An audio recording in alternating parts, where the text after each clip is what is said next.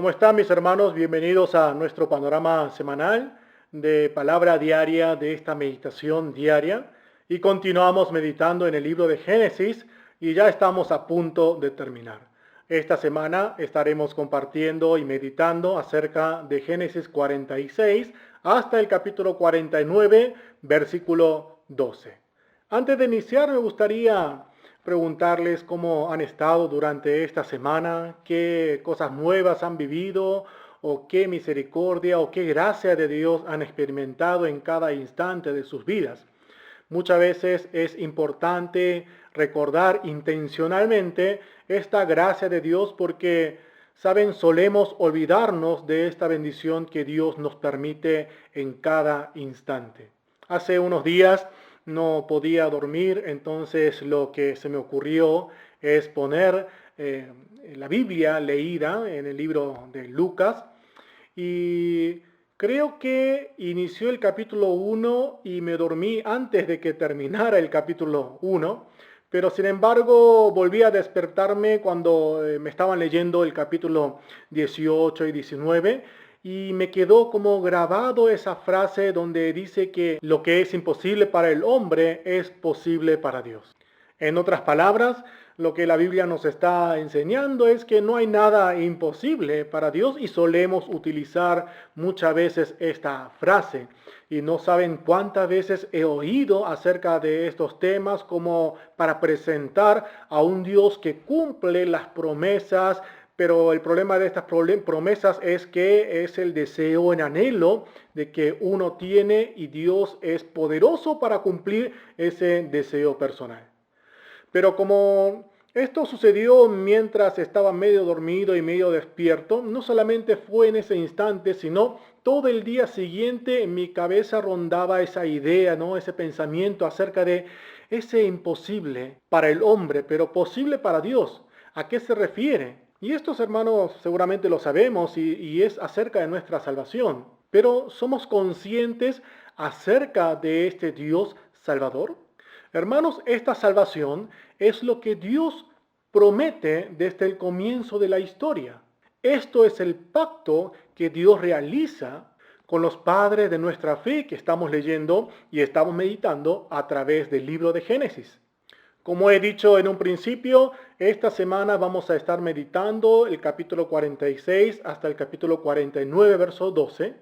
Y es importante que nosotros podamos ver a este Dios de pacto, un Dios que promete, pero no promete lo que nosotros deseamos. La promesa viene de parte de Dios.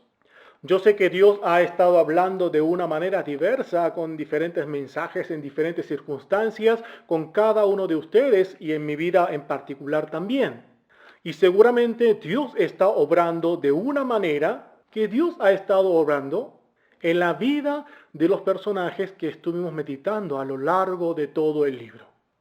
Una de las cosas que podemos descubrir a través del texto, a través de esta Biblia, a través de este libro de Génesis, es que los personajes que aparecen en este libro tienen una transformación, van conociendo cada vez más al correr del tiempo y de esta manera comprenden de una manera más profunda cuál es la voluntad de Dios.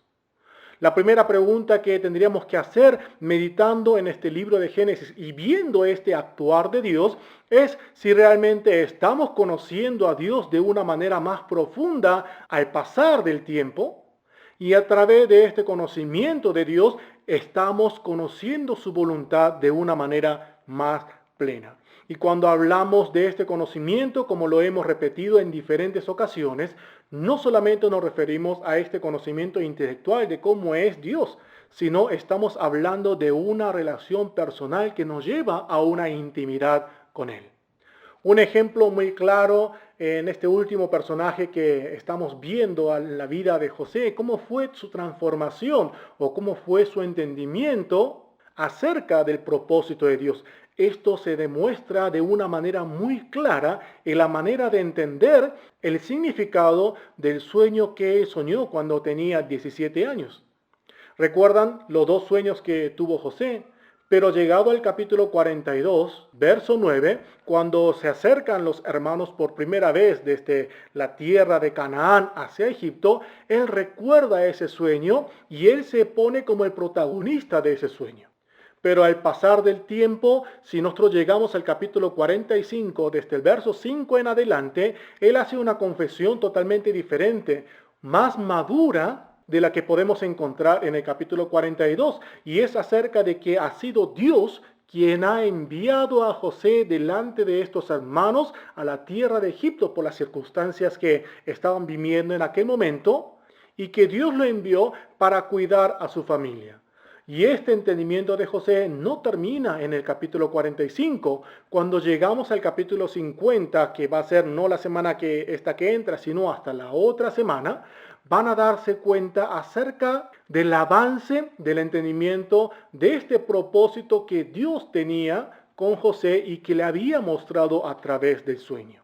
Y esto no solamente es en la vida de José, sino también lo vemos en la vida de Abraham. Abraham había sido llamado de la tierra de Ur de los Caldeos, pero necesitó muchos años para poder experimentar a Dios, caminar con Él, tener relaciones con Él. ¿Para qué? Para que finalmente conociera a ese Dios verdadero y finalmente en el capítulo 22 pudiera entregar a su hijo Isaac de una manera voluntaria, creyendo y confiando que Él cumpliría su palabra.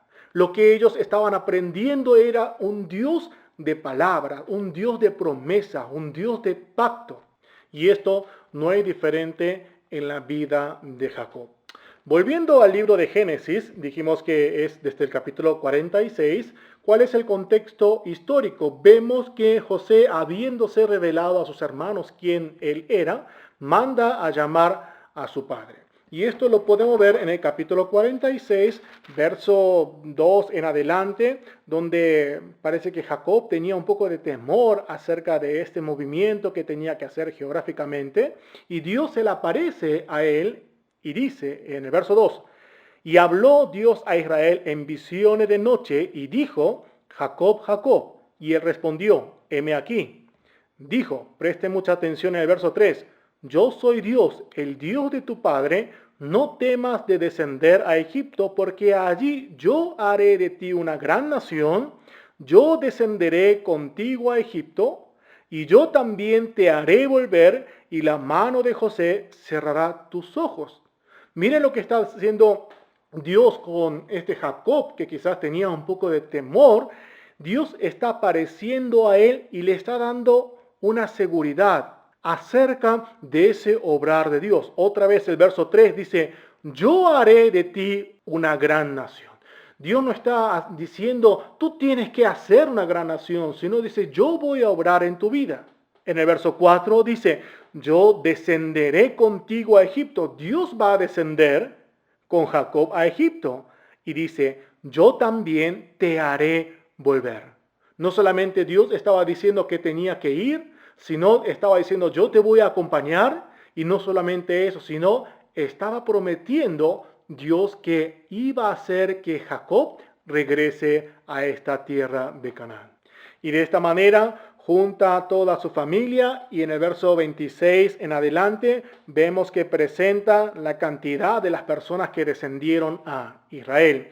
Me gustaría que también puedan tener un tiempo de estudio bíblico porque el verso 26, el verso 27 nos habla que descendieron 70 personas, pero cuando llegamos al libro de Hechos y nos narran esta historia de Jacob, dice que fueron 75. Entonces, no es que la Biblia se está equivocando porque muchas veces se menciona de esta diferencia para quitarle crédito de la Biblia, para negar la veracidad de la Biblia, pero me gustaría que también cada uno de ustedes no solamente mediten la palabra, sino puedan hacer una lectura más completa y también tener un estudio bíblico para poder quizás quitar estas dudas que pueden surgir. El tema es que José manda a llamar a su padre y su padre, después de haber tenido la confirmación de Dios que él iba a acompañar a Egipto, que tenía que descender, que Dios iba a hacer de él una gran nación, pero que iba a hacer regresar también, Jacob desciende y se presenta delante de Faraón teniendo 130 años. Pero en este capítulo es muy importante que nosotros recordemos esta promesa de Dios, que ha sido la promesa que Dios estuvo dando a Abraham, a Isaac y ahora está haciendo a Jacob. Yo haré, dice Dios. ¿Quién va a obrar? Dios va a obrar. Entrando en el capítulo 47, como les mencioné, nos dice que Jacob tenía 130 años y llega delante del faraón y Jacob llega a bendecir, ¿no?, a faraón. Una de las dudas que van surgiendo a través del tiempo de la meditación bíblica o de la lectura bíblica de este libro de Génesis es que muchas veces hemos entendido que Egipto representa al mundo y de esta manera el faraón representa al rey de este mundo, el poder de este mundo, la autoridad de este mundo. Entonces, si este pueblo de Israel, o sea, la familia de Jacob, que estaba yendo a Egipto y se estaba postrando delante de Faraón, ¿cómo lo podemos entender? ¿Ellos estaban postrándose delante del mundo? Ahora, nosotros vemos en el capítulo 47 de qué manera José estaba al servicio del Faraón y hacía que la riqueza del Faraón se multiplicara de gran manera. Entonces, Jacob, que estaba delante del Faraón, José, que estaba sirviendo al Faraón y estaba trabajando para Egipto, ¿estaban trabajando para el mundo? Un punto importante, bueno, a ver, cada rato estoy diciendo punto importante, pero un punto que me gustaría que recuerden es que cómo Dios utiliza aún a Egipto y al faraón para cumplir el propósito que él tiene. En muchas historias de la Biblia podemos ver que el faraón, Egipto, en casos Babilonia, van a ser instrumentos para el cumplimiento del propósito de Dios. Y aunque nos cueste entender o aunque nos cueste aceptar, también tenemos que hacernos la pregunta de nuestra vida diaria, nuestra vida cotidiana, hoy siglo XXI, viviendo noviembre, año 2020, cómo Dios está permitiendo y cómo está Dios utilizando al mundo, a personas que quizás no conocen de Dios, personas que parecen más impías, para cumplir su propósito en la vida de la iglesia. Muchas veces podemos sentir que Dios es injusto o a veces sentirnos tentados de querer vivir como el mundo porque de todas maneras las personas que no conocen de Dios aún viven mejor, pero en medio de esas circunstancias Dios está obrando para cumplir su propósito. Otro punto que podemos tener en cuenta es que José no estaba obrando para ser bien visto delante del faraón. Si nosotros vemos la vida de José desde que fue enviado o fue vendido, mejor dicho, a Egipto por sus hermanos y llega a la casa de Potifar, la situación que vive con la esposa de Potifar, nos damos cuenta que él tenía puesta la mirada en Dios. Él obraba para poder agradar a Dios. Y todas estas historias que Génesis nos presenta acerca de la vida de José nos pueden hacer entender que José no estaba obrando para agradar a Egipto, para agradar al faraón, sino él estaba cumpliendo con su papel, pero tenía en cuenta que el soberano sobre la historia es Dios. Y esto lo podemos ver en diferentes confesiones que José hace delante de sus hermanos. ¿Cómo cierra el capítulo 47? Podemos ver, por ejemplo, el capítulo 47, verso 27, donde dice, así habitó Israel en la tierra de Egipto, en la tierra de Gosén, tomaron posesión de ella y se aumentaron y se multiplicaron en gran manera. ¿Recuerdan lo que les pedí que recordaran del capítulo 46, versos 3 y 4? ¿Cuál era la promesa de Dios cuando se le apareció en visión de noche a Jacob? Dios había dicho, yo haré de ti una gran nación.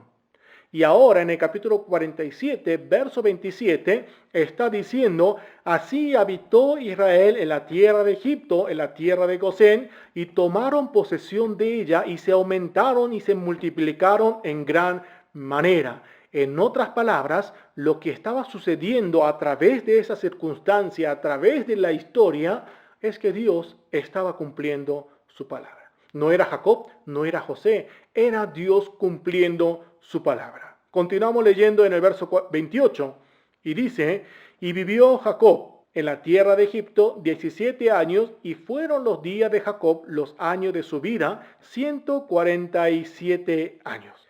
A los 147 años, cuando él se estaba dando cuenta que era el tiempo de partir, llama a José y hace prometer que cuando regresen a la tierra de Canaán, que los restos de él sean llevados a la tierra de Canaán. Jacob sabía que iba a morir en Egipto y José iba a cerrar sus ojos, así como Dios le había dicho. Pero también Dios iba a obrar en medio de la vida de sus descendientes. ¿Para qué? Para que pudieran hacer regresar a la tierra de Canaán. Bueno, esto es entendiendo de una manera personal y física esta historia de Jacob. Pero más adelante también sería muy interesante e importante entender ese retorno a la tierra de Canaán. Entrando en el capítulo 48, vemos que Jacob, estando ya en sus últimos días, estando enfermo, manda llamar a José y a sus dos hijos y bendice a los hijos de José. Pero cuando llegamos al capítulo 48, cuando ustedes, hermanos, estén meditando en el capítulo 48, van a ver que es una manera rara de bendecir, porque Jacob cruza la mano y bendice con la mano derecha al menor y bendice con la mano izquierda al mayor. Y esto no es algo común en la tradición judía. Y uno puede pensar, bueno, es que la Biblia nos está diciendo que Jacob ya estaba viejo, ya casi no veía, que ya estaba en sus últimos días, entonces no era consciente de lo que estaba haciendo. Pero si nosotros vemos solamente algunos versículos, para terminar, vemos en el versículo 13 y el 14, y vemos lo siguiente, y leemos lo siguiente. Y los tomó José a ambos, Efraín a su derecha, a la izquierda de Israel, y Manasés a su izquierda, a la derecha de Israel, y los acercó a él. Entonces Israel extendió su mano derecha y la puso sobre la cabeza de Efraín, que era el menor, y su mano izquierda sobre la cabeza de Manasés, colocando así sus manos adrede, aunque Manasés era el primogénito, lo que él estaba diciendo. Y entonces José, que estaba viendo esta imagen, se molesta por esta situación en el verso 17. Pero viendo José que su padre ponía la mano derecha sobre la cabeza de Efraín, le causó esto disgusto y asió la mano de su padre para cambiarla de la cabeza de Efraín a la cabeza de Manasés. En el verso 18, y dijo José a su padre: no así, padre mío, porque este es el primogénito, pon tu mano derecha sobre su cabeza.